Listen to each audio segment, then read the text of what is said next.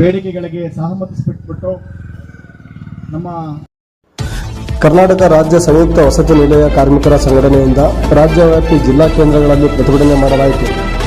ಗುತ್ತಿಗೆ ಪದ್ಧತಿ ರದ್ದುಪಡಿಸಿ ಹಾಸ್ಟೆಲ್ ಕಾರ್ಮಿಕರ ಸೇವೆ ಕಾಯಂಗೊಳಿಸಬೇಕು ಹಾಗೂ ಪರಿಷ್ಕೃತ ಕನಿಷ್ಠ ವೇತನ ಕೂಡಲೇ ಜಾರಿಗೊಳಿಸಬೇಕೆಂದು ದಾವಣಗೆರೆಯ ಜಿಲ್ಲಾ ಕಚೇರಿ ಮುಂದೆ ಪ್ರತಿಭಟನೆಯ ಮೂಲಕ ಅಪರ ಜಿಲ್ಲಾಧಿಕಾರಿಗಳಿಗೆ ಮನವಿ ಸಲ್ಲಿಸಲಾಯಿತು.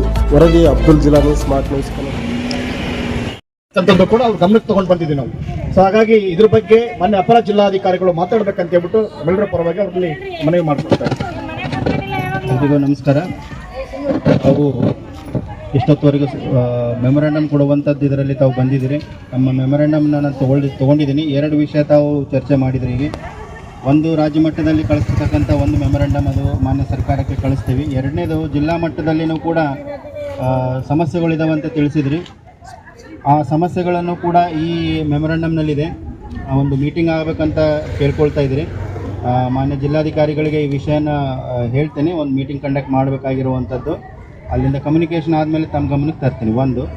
2ನೇದು 4 ಇಲಾಖೆಗಳು ಏನಿದ್ದಾವೆ, BCM, social welfare, tribal welfare, ಆಮೇಲೆ ಮೈನಾರಿಟಿ. ಸೊ 4 ಇಲಾಖೆಯಲ್ಲಿ ಪ್ಲಸ್ ನಮ್ಮ ಜಿಲ್ಲಾಡಳಿತ ಕಚೇರಿಯಲ್ಲಿ ಇರ್ತಕ್ಕಂಥ ಹೊರಗುತ್ತಿಗೆ ನೌಕರದ್ದು ಏನಾದರೂ ಸಮಸ್ಯೆ ಇದೆ ರೀ? ಓಕೆ.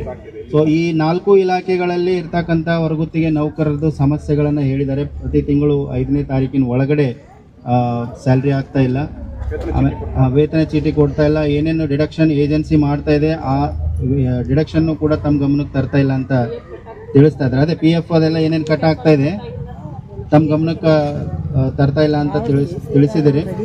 4 ಇಲಾಖೆ ಅಧಿಕಾರಿಗಳಿಗೆ ಇವತ್ತೇ ನಾನು ಕರ್ಸ್ಕೊಂಡ್ಬಿಟ್ಟು ಈ ಡಿಡಕ್ಷನ್ಸ್ ಏನು ಆಗ್ತಾ ಇದೆ ಅವ್ರ ಗಮನಕ್ಕೆ ಯಾಕೆ ತರ್ತಾ ಇಲ್ಲ ಅಂತ ಪ್ರಮುಖವಾಗಿ ನಾನು ವಿಚಾರ ಮಾಡ್ತೀನಿ. ಅದಾದಮೇಲೆ ಸಾಹೇಬ್ರ ಗಮನಕ್ಕೆ ತಂದು ಮೀಟಿಂಗ್ ಆಗುವಂಥ ವಿಚಾರವನ್ನು ತಮ್ಮ ಗಮನಕ್ಕೆ ತರ್ತೀನಿ. ಇನ್ನೊಂದು ಪರ್ಸ್ನಲ್ ಆಗಿ ಯಾವುದೋ ಒಂದು ವಿಷಯ ಹೇಳ್ತಾ ಇದ್ದಾರೆ. ಹಿಂದೆ ಅವರು ವರ್ಕರ್ ಇದ್ರು, ಈಗೇನೋ ತೆಗೆದಿದ್ದಾರಂತೆ. ಸೊ ಇಂಡಿವಿಜುವಲ್ ಕೇಸ್ ಇದೆ. ಯಾವ ಇಲಾಖೆದಿದ್ದಾರೆ? BCM ಇಲಾಖೆದಿದೆ ಅಂತ ಇದನ್ನು ಪರಿಶೀಲನೆ ಮಾಡ್ತೀನಿ. ಬಂದಿದ್ದಾರೆ ಸರ್. ಅವರು ಕೂಡ ಹೊರಗುತ್ತಿಗೆ ಕಾರ್ಮಿಕರು, ಅವ್ರದ್ದು ಕೂಡ ಬೇಡಿಕೆಗಳು ಸೇಮ್ ಇದ್ದಾವೆ.